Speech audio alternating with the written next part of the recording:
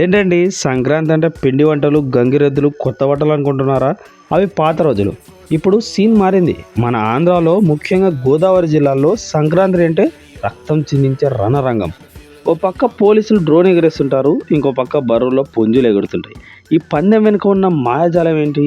ఒక కోడి కోసం లక్షలు కోట్లు ఎందుకు తగిలేస్తారు? అసలు ఈ సంక్రాంతి మాఫియా కథ ఏంటో ఈ వీడియోలో తెలుసుకుందాం, వచ్చేయండి. మనం రోజుకు 2 పూటలు సరిగ్గా తింటామో లేదో కానీ ఈ పందెం కోళ్ళ డైట్ వింటే మాత్రం మీ మైండ్ బ్లాక్ అవ్వాల్సిందే. వీటికి పెట్టేది జీడిపప్పు, పిస్తా, బాదం పప్పు ఇలాంటివి. చలికాలం వస్తే వీటికి మసాజులు, స్పెషల్ స్టెరాయిడ్లు కూడా ఇస్తారు. కొన్ని చోట్లయితే కాస్త మందు కూడా పోస్తారు. ఎందుకు ఇదంతా? ఆ కోడి కాళ్ళకు కట్టే ఒక చిన్న కత్తి, ప్రత్యర్థి కోడి గొంతు కోయాలి.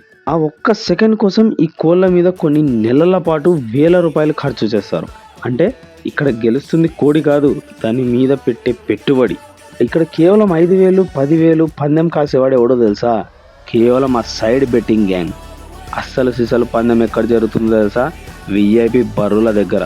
కానీ ఇక్కడే ఒక చిన్న లాజిక్ ఉంది. జూదంలో ఎప్పుడు ఆడేవాడే గెలవడు, ఆడించేవాడు మాత్రమే గెలుస్తాడు. పందెంలో ఇల్లు గుళ్ళు చేసుకునే వాళ్ళు వేలలో ఉంటే ఆ బరి నిర్వహించి కోట్లు సంపాదించేవాడు ఒక్కడే ఉంటాడు. త్వరగా నేను చెప్పేది ఒకటే, పందెం కోడికి కత్తి కట్టడం సాంప్రదాయం అని కొందరు అంటారు. కానీ ఆ పందెంలో ఇల్లు వాకిలి పోగొట్టుకోవడం ఏ సాంప్రదాయమో మీరే ఆలోచించుకోండి. వినడానికి చేదుగా ఉన్నా ఇది నిజం. పండగని ఆనందంగా జరుపుకోండి, కానీ బరిలో బలి అవ్వకండి. ఈ వీడియో నచ్చితే సబ్స్క్రైబ్ చేసుకోండి, లేదంటే కామెంట్లో మీ అభిప్రాయం చెప్పండి.